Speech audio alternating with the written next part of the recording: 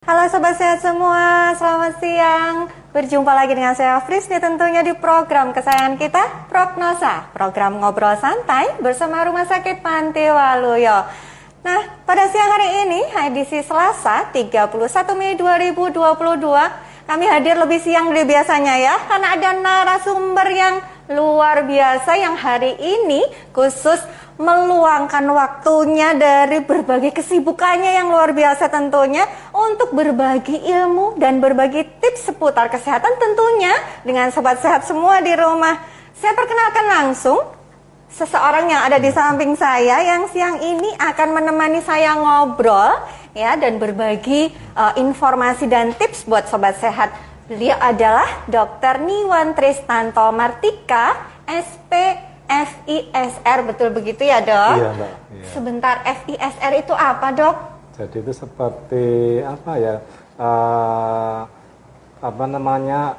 Yang menandakan pernah mengikuti ya kita apa namanya kegiatan apa namanya untuk diskusi ya seputar paru gitu ya, ya tapi di regional ya apa namanya paling nggak di nasional Indonesia ya. Oke. Ya. Baik, pada siang hari ini tema diskusi kita tentunya nggak jauh-jauh dari kesehatan paru ya. Nah, No Tobacco Day. Nah, kira-kira itu nanti apa yang mau kita omongin? Stay tune terus di sini, jangan kemana-mana ya. Nah, buat sobat sehat tentunya kita masih tetap dalam masa pandemi ya. Ini ya belum dicabut status pandeminya ya. Jadi kami selalu mengingatkan sobat sehat untuk terus melakukan protokol kesehatan 5M, jangan kendor dulu ya. Memakai masker, mencuci tangan, menjaga jarak, menjauhi kerumunan dan mengurangi mobilitas.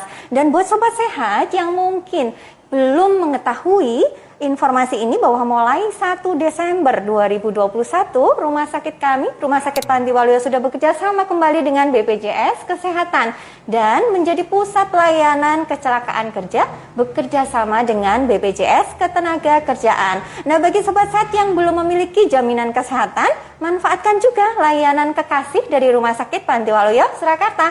Layanan ini merupakan layanan single tarif dengan tarif setara dengan kelas 3. Sehingga kalau sobat sehat berobat di rumah sakit menjadi lebih cepat dan lebih terjangkau tentunya ya. Nah, ada juga informasi yang perlu kami sampaikan buat sobat sehat bahwa di rumah sakit kami melakukan screening atau pemeriksaan mata gratis selama periode 31 Mei sampai dengan 4 Juni 2022. Nah, untuk hari Senin sampai Jumat itu dilayani jam 10 sampai jam 12, kemudian untuk hari Sabtu itu jam 10 sampai jam 11.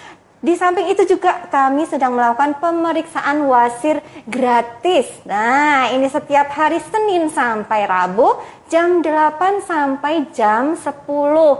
Manfaatkan kesempatan ini ya. Nah, sobat sehat bisa mendaftar melalui WA di 081 5671 7076. Oke, selama program ini berjalan, sobat sehat bisa langsung konsultasi, bisa langsung bertanya ke narasumber, nanti akan langsung dijawab. Nah, buka attention-nya di kolom komentar, jangan lupa ya. Kunjungi IGTV kami @rspantiwaluyo_Surakarta atau juga bisa kunjungi channel YouTube kami di RS Panti Waluyo. Jangan lupa like, share, dan subscribe. Oke, baik. Dokter, kita langsung saja masuk ke tema ya dok ya. Hari ini kita mau ngomongin No Tobacco Day nih dok. Nah tadi saya sempat buka-buka sedikit nih dok di kemkes.go.id ini yang dirilis November 2021, masih belum terlalu lama. Ada riset kesehatan dari Kementerian Kesehatan yang memperlihatkan bahwa jumlah perokok di Indonesia ini cukup tinggi. Jadi kira-kira sekitar 33,8% atau 1 dari 3 orang di Indonesia ini merokok. Betul ya dok ya? Benar, ya. Nah selain itu juga peningkatan prevalensi merokok ini cenderung lebih tinggi pada kelompok remaja di usia 10-18 tahun. Ini berarti masih sebenarnya masih tergolong anak-anak ya dok? Ya, anak karena yang masih 10 SMP, SMA gitu ya dok? Nah itu sekitar 7,2% dan tahun 2018 justru naik menjadi 9,1%. Wah ini cukup mengkhawatirkan buat para orang tua ya dok, karena 1 dari 10 anak ini merokok. Perokok. Nah, Ya, benar. oke dokter. Nah ini sebenarnya nih dok, secara medis ada nggak sih dampak positif dari yang namanya merokok ini dok? Ada positifnya nggak sih sebenarnya merokok ini dok? Ya, jadi kalau dampak positif ya itu mungkin satu kenikmatan bagi si perokok, memberikan kenikmatan. Oke, kenikmatan ya, karena mungkin dengan merokok dia bisa mengurangi kegabutan gitu ya dok. Ya, kenikmatan. Terus yang kemudian yang kedua mungkin tentunya dari segi ekonomi ya, mungkin kita tidak tutup mata, memang saat ini rokok itu merupakan ya salah satu apa ya income juga kan untuk bagi negara ya. Iya, negara perekonomian juga, negara mungkin ya. juga untuk di masyarakat di Indonesia memang petani tembakaunya ini mungkin yang mendapat membudaya dari dulu kalau memang rokok itu memang suatu mungkin ya hampir seperti tradisi bukan ya, hampir seperti kebiasaan gitu ya. Gitu ya. Oke, baik. Ini dilihat dari sisi perekonomian ya dok, mungkin memang ada dampak positifnya secara perekonomian, terutama bagi petani tembakau dan produsen-produsennya mungkin ya dok ya. Tetapi sekarang kita mau ngomongin di sisi medisnya nih dok. Nah, apakah rokok ini sebenarnya punya dampak yang sangat tidak baik untuk kesehatan kita? Tetap sangat tidak baik karena pertama apalagi saat ini tadi dikatakan paling banyak ya remaja terkena ya. Dibayangkan dari usia dari 10 tahun apalagi nanti dia menikmati kebiasaan merokoknya sampai usia sampai lanjut ya. Kalau dihitung berapa kali batang rokok yang dihisap ya, dibakar dihisap, kemudian juga nanti memberikan efek ke lingkungan sekitarnya ya, teman-temannya, keluarganya ya. Kemudian juga nanti ada kalau apalagi ini baru pandemi malah jadi endemik ini ya, ini pandemi tentunya akan mengurangi juga imunitas parunya ya. Dia berpengaruh juga ya dok? Iya, ke arah saluran pernapasan dan paru ya. Gitu. Ya. Nah dokter, kira-kira penyakit apa saja yang dipicu gara-gara seseorang merokok ini dok? Kalau penyakit akibat merokok mungkin dari yang ringan dulu ya, bisa bronkitis ya, bronkitis bisa karena ada perokok ya, kemudian ada timbul peradangan bisa ya, jadi bronkitis ya, kemudian kalau udah agak berat lagi ini dari saluran napas dulu ya, nanti caranya timbul juga bisa ada penyempitan di saluran napas ya. Kalau sudah dia kronis lama namanya COPD atau PPOK ya. Kemudian kalau apabila dia memang sudah ada riwayat penyakit paru yang lain, misalkan punya riwayat asma, ya, tentunya akan memberikan kompleksitas pada asmanya ya. Itu tadi ya dok. Kemudian juga akibat merokok, ya bisa menjadi istilahnya itu mematikan dari sistem pertahanan di paru, ya, mungkin bisa kena TBC, ya. Itu dari saluran napasnya ya. Kemudian baru sampai saluran nafas ini sudah segitu banyak penyakitnya nih dok. Yang paling berat lebih jauh lagi dok. Yang paling berat mungkin baru efeknya mungkin baru bisa 5 tahun 10 tahun ya. Apalagi kalau ditambah faktor genetik bisa jadi kanker paru ya, bisa seperti itu ya. Itu dari saluran napasnya paru. Kemudian belum lagi kalau saluran dari peredaran pembuluh darah ya. Jadi ada penyumbatan di pembuluh darahnya, jadi mungkin aterosklerosis di pembuluh darah, dari ada riwayat nanti penyumbatan di bisa di jantung ya, bisa di otak, stroke ya, juga akan membuat mungkin faktor yang kalau misalkan ada orang yang hamil ya merokok bisa jadi mungkin kelainan pada janinnya ya juga bisa ya. Masih banyak sebetulnya ya, gitu. Banyak sekali dampak negatif dan efek berupa penyakit-penyakit yang menjadi ini ya dok, resiko seorang perokok, bahkan dari mulai saluran nafas sampai masuk ke pembuluh darah pun jantung, dia akan membuat ini ya dok, kondisi tubuh kita menjadi tidak baik gitu. Bagus, ya dok. Oke, baiklah. Nah dokter, kalau tadi penyakit-penyakitnya, nah kira-kira sebenarnya zat apa sih dok yang ada di dalam rokok itu yang sedemikian jahatnya sehingga membuat si perokok ini akan mengalami dampak yang seperti itu tadi dok? Kalau rokok itu sendiri sebetulnya kan ada bermacam-macam zat ya, jadi kalau rokok konvensional ya, rokok yang masih tradisional itu rokok ya, itu mungkin sekitar 4.000 ya. Zat-zat itu ya. Ada 4.000 jenis? 4.000 zat ya, yang semuanya berbahaya. Dari itu semua kalau diperkecil lagi mungkin ya sekitar ya ada dikelompokkan, ada yang itu apa namanya nikotin ya, itu kan juga racun ya, kemudian tar ya, kemudian ada mungkin bahan-bahan yang karsinogenik yang lain ya. Jadi itu yang biasa yang paling sering disebut nikotin dan tarin tadi ya dok. Padahal sebenarnya masih ada 4.000 lainnya yang juga mewarnai dari ini tadi ya, asap rokok ini tadi ya dok ya. Oke baik, nah dokter ada pertanyaan dari sobat sehat di rumah, dari kedai Nyambok deh dokter. Dok, kalau orang langsung berhenti merokok katanya orangnya jadi gampang sakit, apakah itu benar dok? Iya, bukan gampang sakit, tetapi mungkin rasa tidak nyaman ya, mungkin itu ya. Jadi kalau gampang sakit, saya kira tidak. Mungkin tapi karena mungkin efek kecanduannya tidak efek tersalurkan ya. Adiksi ketergantungan dari efek nikotin tadi ya, itu akan langsung berhenti lah, itu kadang rasanya tidak nyaman ya. Oke. Gitu. Mungkin kalau mohon maaf ini kalau narkoba itu sakau mungkin gitu ya, jadi kondisi badannya jadi tidak langsung diputus karena langsung diputus gitu ya. Oke baik. Nah dokter, kira-kira dokter ketika seseorang itu menghirup terus nikotin, tar dan lain sebagainya ini masuk ke paru-paru, itu sebenarnya kondisi paru-paru kita itu akan menjadi seperti apa dok?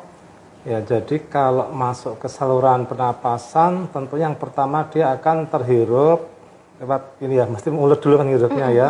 Dia akan masuk ke saluran napas, di mana pada saluran napas itu ada bulu-bulu silia sebagai pertahanan menyaring benda asing ya, kemudian kuman, nah itu semua akan ibaratnya rusak ya, sehingga karena terkena racun dari efek dari rokok tadi ya. Kemudian kalau udah dihirup ya nanti dia tentunya ada beberapa yang masuk ke saluran napas yang kecil ya, mengendap ya, tentunya ibaratnya apa namanya ya, abunya endapannya sisanya pembakaran tadi akan masuk ke saluran napas ya. Endapan itu lama-lama akan bisa menimbulkan bahan yang karsinogenik tadi jadi tumor atau kanker ya paru ya. Kalau memang dia itu saluran napas ya, tapi kalau mungkin dia belum lagi diolah nanti dihirup ya, nanti ada yang mungkin pembuluh darah ya, nanti lewat pembuluh darah maka akan menyumbat di ini ya, jantungnya ya, ada jadi kaku pembuluh darahnya, sklerosis ya, mungkin juga ke otak ya, jadi mungkin ya stroke ya, bisa. Jadi stroke pun juga bisa diakibatkan oleh karena perokok ini tadi ya dok ya, karena itu memang zat-zat yang masuk ke dalam saluran nafas ini dia nempel ya dok nantinya. Ya, dia kan semakin lama kan semakin mengendap ya, semakin apalagi semakin bertambah jumlah rokoknya, bertambah waktunya ya, nanti akan semakin ini ya, berproses menjadi bahan yang apa namanya ya akan meracuni saluran napas ya. Oke baik. Nah dokter, ini biasanya nih dok, kalau orang yang merokok itu merasa santai karena aku ngerokok tapi aku imbangi dengan olahraga kok, jadi mestinya aku sehat. Nah pendapat seperti ini sebenarnya benar nggak sih dok, kalau merokok tetapi rajin olahraga ya udah ini negatif disandingin sama positif jadinya impas gitu, apakah seperti itu dok? Iya, jadi pertanyaan bagus ya. Jadi kalau ya tentunya kita hidupnya seimbang ya, baik secara gizi maupun secara gaya hidupnya ya, tetapi hidup tadi kan juga ada yang positif, ada yang negatif ya. Tentunya kita pertimbangkan juga kalau kebutuhan olahraga ya itu merupakan apa ya, tujuannya kan tadi untuk pertama ya relaksasi juga bisa ya, kemudian membantu untuk membuat dari tubuh ya itu menjadi peredaran darah lancar ya, kemudian juga dengan olahraga juga kita apa namanya melatih otot tubuh ya. Betul. Sehingga juga meningkatkan imunitas ya. Tetapi apabila tetap ada kebiasaan merokok ya tentunya itu tadi efek rokok itu mungkin dalam satu beberapa saat mungkin belum kelihatan terlalu berat ya, berpengaruh baru gitu ya, mungkin Dok. Selama bertahun-tahun ya, mungkin mungkin nanti. 2 tahun, apalagi kalau seseorang itu memang punya bakat genetik yang menimbulkan akibat misalnya bakat genetiknya jadi kanker kalau ya, jadi mudahlah nanti mudah timbul risiko penyakit tadi. ya ganasan bisa.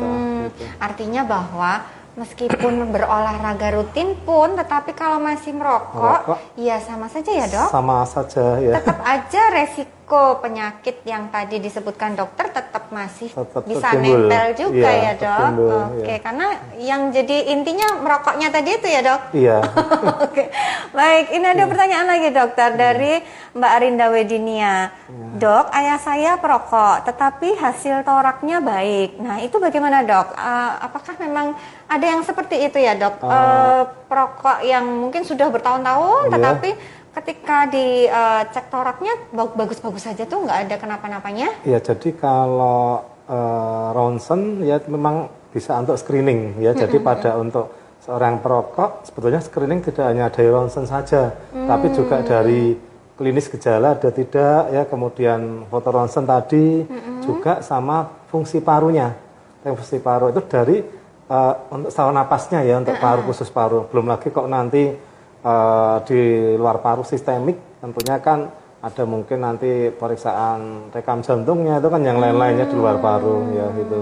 Jadi kalau ronsennya masih normal ya bisa jadi kondisinya saat itu masih baik bisa, tapi kita belum melihat dari sisi yang lain maksudnya. iya. Mungkin bisa dicek lagi juga di sisi-sisi yang fungsi lain. parunya ya bisa gitu. Kalau torak itu tadi sebenarnya untuk mengecek apa, Dok? Torak itu kan foto ronsen dada, jadi untuk melihat yang sering terjadi efek rokok bronkitis ada enggak, atau mungkin parunya mulai ada penyempitan, ada gangguan pengembangan paru, bisa ada tidak, atau juga mungkin ya amit-amit kok udah ada bibit dari tumor massa ya, kanker atau tumor itu ya. Bisa jadi, itu terlihat bisa dari foto torak foto tadi ya, Dok? ronsen ya, Oke. bisa, ya.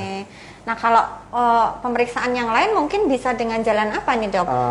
Laborat atau bagaimana? Untuk paru sementara yang dasar, sementara itu ya kalau darah mungkin untuk yang di luar paru ya, ya gitu. Oke, baik.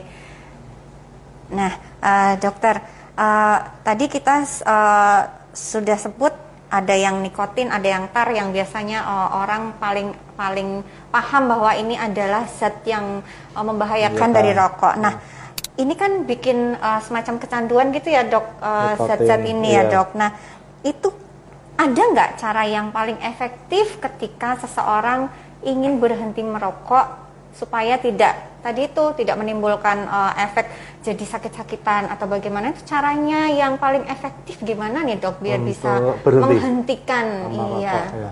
Jadi kalau pengen berhenti merokok, memang yang pertama itu niat dulu ya. Bener, ya. Segala sesuatu berasal dari niat, Dok. Dulu. Kalau niat kita memang berhenti ya, pertama memang kita harus berhenti lah. Modelnya ada bermacam-macam trik sebetulnya. Jadi ada yang berhenti mungkin total, itu yang ekstrim langsung total ya. Maksudnya ekstrim itu begini, itu memang tidak memberikan kenikmatan lagi kan bagi si perokok tadi, malah mungkin jadi menimbulkan efek dari kecanduannya tadi, kenikmatan nikotin. Nah, kemudian ada yang trik kedua, mungkin mengurangi. Ya, mengurangi sedikit demi sedikit mungkin gitu ya. Kalau biasa 2 bungkus jadi 1 bungkus gitu ya. Kemudian yang ketiga mungkin dengan mengganti bahan tadi merokok, misalkan bisa merokok ya, maka bisa diganti di replacement dengan bahan-bahan yang dia itu sifatnya nikotin, tapi bukan bentuk rokok. Bisa wujudnya ada yang permen, bisa mungkin ada yang inhaler, ada juga mungkin yang bentuknya yang apa namanya itu semprot ya, seperti ya itu ada. Ada ya, Dok. Benar kan dihisap itu lewat semprot ya. Mungkin juga ada yang tablet ya, itu juga ada. Nah, itu yang memang isinya nikotin tapi dia ada dosisnya. Dosisnya memang itu mungkin untuk pengganti ini ya, Dok. atau kalau memang dia pas kepengen rokok ya bisa diganti kalau secara ringan dulu apa mungkin apa permen juga bisa ya untuk kebiasaannya ya. Itu kemudian kalau ada tuh replacement ya. Kalau udah memang dicoba itu tidak bisa ya memang kita ya dengan medis nanti ada beberapa langkah, ada obat-obat medis yang sifatnya itu nanti akan tujuannya intinya memotong, ngeblok dari efek nikotin tadi untuk kemenangan ya itu ada ya, tapi itu secara medisnya. Ada terapi secara medisnya dengan obat-obatan. Ada obat seperti ada. Oke. Jadi kalau memang seseorang ingin berhenti merokok dan sudah dicoba dengan cara alami tadi masih tidak berhasil, bisa diterapi secara khusus dengan dokter spesialis gitu ya, Dok? Iya, terus kemudian untuk berhenti merokok itu tadi kan pertama dengan mengenyah dulu ya, yang kedua dengan mengganti dari pengganti nikotin ya, yang ketiga nanti bisa juga dengan non farmakologi. Nah, non farmakologi itu bisa dengan hipnoterapi. Atau mungkin selain hipnoterapi ada istilahnya apa? Jadi ada suatu metode mungkin yaitu tadi mungkin dari kelompok yang mensugesti ya itu juga bisa untuk ini pengganti ini ya. Lebih kepada psikologisnya ya, psikologisnya Dok? gitu. Itu baik. yang atau juga dari sisi fisioterapi juga bisa ya, fisioterapi nanti juga bisa ya. Ya, fisioterapi ada tempat juga. Jadi itu yang non farmakologi. Nah, kalau memang bisa juga nanti modelnya pengobatan berarti merokok dikombinasikan jadi dengan medis ya, dengan yang non farmakoterapi bisa juga. Bisa dikombinasikan supaya memang lebih tepat gitu ya, Dok. Cepat bisa berhenti gitu ya, Dok. Oke, baik. Nah, dokter, ada pertanyaan lagi dari Mas Januar Arya, Dok. Dok, apakah perokok pasif dampaknya lebih berbahaya untuk paru-paru? Nah, ini sering nih, Dok, kita kan dengar orang awam berbicara bahwa kalau yang sebenarnya yang ngerokok itu malah nggak terlalu beresiko, malah yang beresiko yang di sampingnya karena langsung menghirup rokoknya. Nah, apa ini benar, Dok, seperti itu, Dok? Ya, sebetulnya kan begini ya, dari rokok tadi yang dihisap ya oleh si perokok itu udah ada tadi beberapa racun-racun tadi ya. Kemudian bahan yang dibakar, jadi rokok yang karena proses pembakaran tadi asapnya itu akan dia kandungannya kan dia juga ada CO2-nya ya. Tentunya itu akan mengakibatkan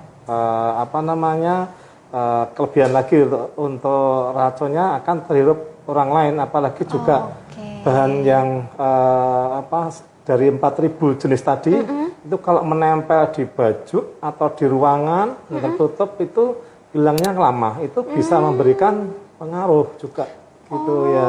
Jadi dia juga tetap bisa memberikan efek lama bagi si lingkungan baik. Susah itu. Jadi rupanya memang ya betul bahwa perokok pasif itu juga sama bahayanya ya, Dok, dengan perokok pasif. Dengan perokok aktif. Baik. Nah, dokter, kalau ini, Dok, saya kan lihat nih ada jenis rokok yang tidak pakai tembakau nih, Dok, yang model sekarang vape atau apa itu ya, vapor apa ya, Dok? Kurang paham. Nah, sebenarnya itu apakah dia sama dengan tembakau juga bahannya atau mungkin dia malah lebih nggak apa-apa lah, ini lebih ringan gitu? Ada nggak, Dok, itu? Sebetulnya bedanya sama. Jadi samanya gini. ada persamaan ya. Pertama sama-sama itu ada nikotinnya. Dua-duanya Ya ada kan kalau nikotin. rokok konvensional yang biasa itu juga ada nikotin, itu juga ada nikotin ya. Cuma nanti kurang lebih kalau zat-zat yang racunnya itu ya sekitar 60-an lah, sekitar segitu ya ada. Nah, kemudian cuma nanti prosesnya aja yang beda.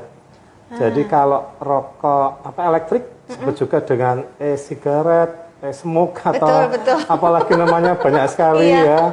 Itu dia pengolahannya kan dari ada 3 ya. Jadi itu ada cartridge. Cartridge itu ada untuk cairan tadi, tempat cairannya. Yang kedua kan ada baterai. Yang ketiganya itu dari ujungnya itu istilahnya untuk ini pemanas ya. Jadi untuk pemanasnya si cairan tadi untuk itu, diolah ya, supaya jadi dia bisa uap jadi ya, asap itu? diisap ya gitu. Itu bedanya tadi ya. Kalau yang rokok kan memang ada Dibakar yang dibakar ya. langsung, ada yang berfilter, ada yang tidak Tanpa gitu. filter. Ya. Kemudian kalau rokok vape itu dari kondisinya cairan tadi itu ya bisa mungkin ditambah juga dengan rasa melelon ada rasa-rasanya ya, Dok. gitu ya.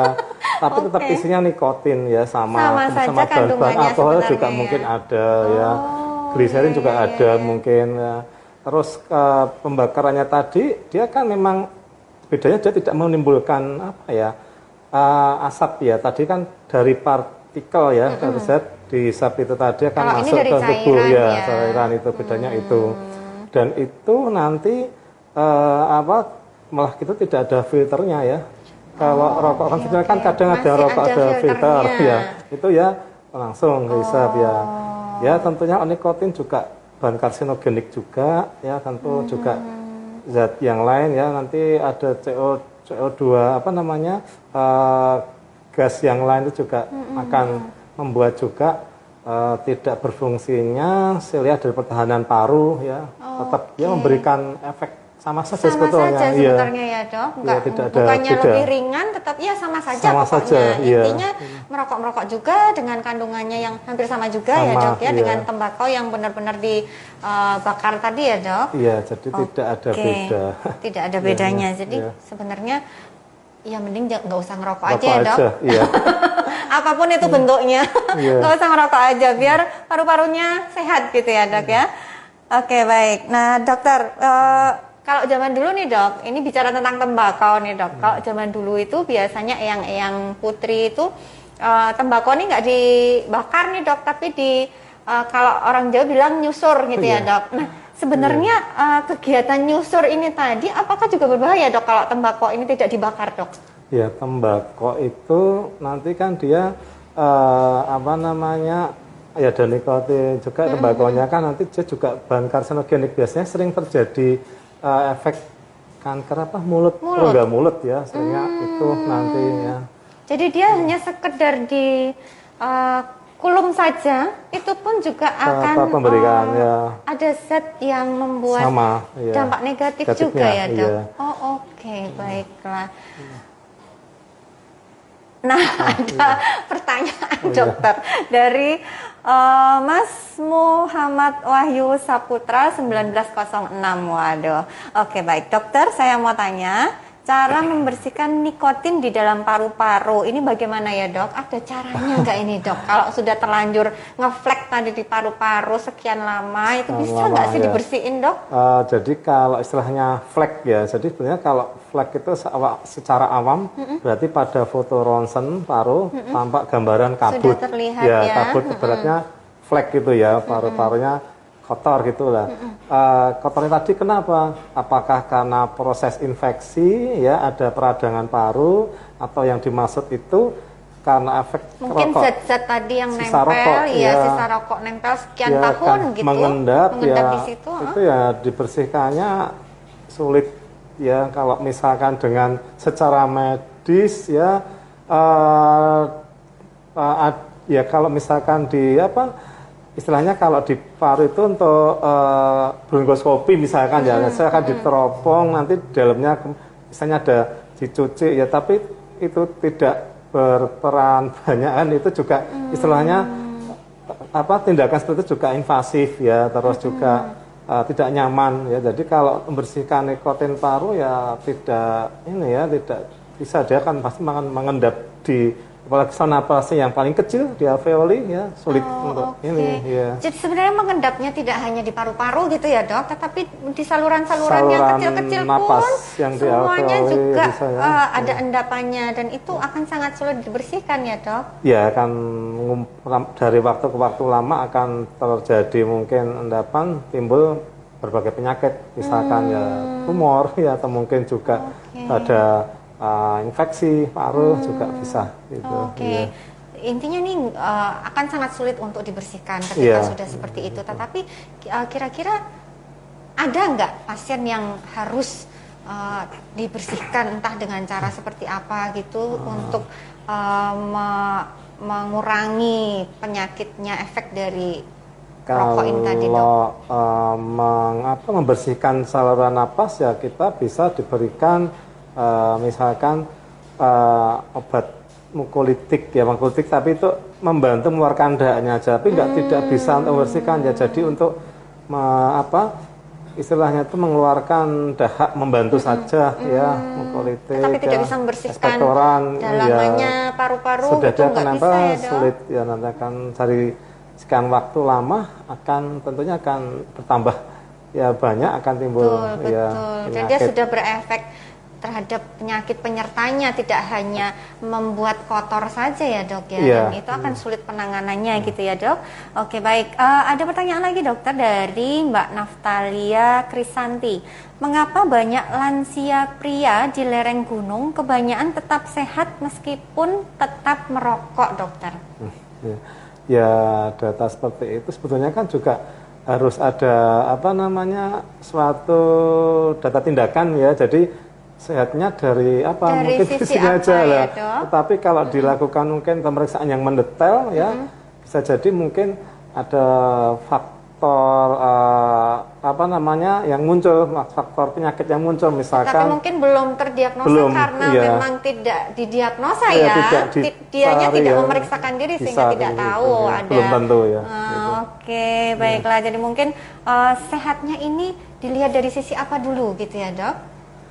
Kalau memang dia mungkin belum pernah melakukan diagnosa terhadap kesehatan paru-parunya, screening gitu ya dok? Tetap belum, duganya kan belum pasti. Betul. Iya, hanya dilihat dari luarnya saja ya, tampilannya saja ya dok. Oke baik.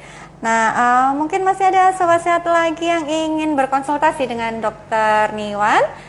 Oke baik. Sudah tidak ada? Nah oke baik.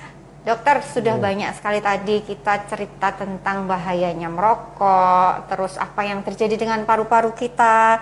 Nah, intinya bahwa tembakau ini sebenarnya nggak ada bagus-bagusnya untuk kesehatan tubuh kita ya dok ya. Ya, tapi mau bagaimana lagi, karena di satu sisi secara perekonomian ini juga ada dampak positifnya untuk perekonomian. Nah, terus gimana dong? Ya kita mulai sendiri aja, dari diri sendiri dan dari keluarga kita gitu ya dok ya. Kita bikin keluarga kita bagaimana caranya nggak usah merokok, tidak usah mengkonsumsi tembakau gitu ya dok. Nggak usah jauh-jauh dulu lah ya. Mulai dari keluarga kecil kita dulu. Oke baik. Nah dokter, mungkin untuk closing statement bisa membagikan tips untuk sobat sehat di rumah. Menambahkan dulu boleh? Boleh monggo dokter. Ya jadi sebetulnya itu kalau berhenti merokok no tobacco sebetulnya nggak hanya faktor itu saja, apalagi ini di dalam perubahan iklim ya. Itu harus kita perhatikan juga. Saat ini kan ada pemanasan global. Betul. Jadi efek dari pemanasan global itu akan timbul mungkin kebakaran hutan ya, juga selain itu dari polutan dari kendaraan ya, kemudian juga efek dari industri-industri yang semakin banyak ya, asap industri itu ya. Jadi tidak hanya rokok sebetulnya, ditambah faktor itu akan mengakibatkan ini tadi penurunan dari kondisi ya paru ya, khusus parunya karena ya. kualitas udaranya memburuk ya dok. Ya mungkin ditambah lagi untuk saat kemarin pandemi ya gitu ya. Jadi mungkin sarannya untuk saat ini yang dilakukan memang kita satu ya berhenti ya merokok seminimal mungkin, kalau belum bisa ya mengurangi dulu ya bertahap. Kemudian yang kedua pakai masker ya untuk ya mengurangi dari resiko polusi, juga resiko terkena COVID atau yang lain dokter. lagi ya. Seperti itu. Iya. Baik, terima kasih dokter. Nah, semoga apa yang kita bicarakan siang hari ini tadi bermanfaat buat sobat sehat semua di rumah, dan semakin sehat semua, semakin semangat semua ya dok ya. Nah, apalagi di tengah situasi yang sekarang ini masih di dalam masa pandemi, masih dalam kondisi cuaca yang kurang bagus. Nah, yuk kita berusaha untuk menjaga paru-paru kita ya dok ya. Nah, salah satunya dengan mungkin berhenti merokok. Bagaimana caranya supaya kita dan keluarga kita sehat gitu ya dok ya. Ya, terima kasih dokter sudah berbagi ilmu, sudah berbagi informasi yang sangat penting untuk kami. Kami ingatkan sekali lagi untuk sobat sehat di rumah, bagi yang perlu mendapatkan pelayanan kesehatan paru-paru, bisa langsung saja datang ke Rumah Sakit Panti Waluyo, bertemu dengan Dokter Niwan.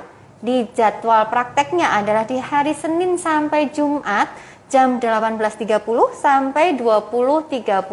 Kemudian untuk hari Sabtu itu adalah pada jam 9 pagi sampai jam 11 siang.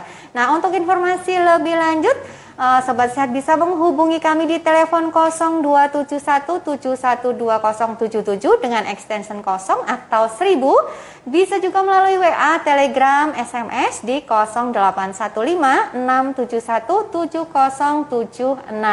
Nah, untuk sobat sehat yang mungkin tadi ketinggalan acara kami, bisa kembali memutar ulang di IGTV kami @rs_pantiwaluyo_Surakarta, atau juga bisa kunjungi channel YouTube kami di RS Panti Waluyo. Jangan lupa like, share, dan subscribe-nya.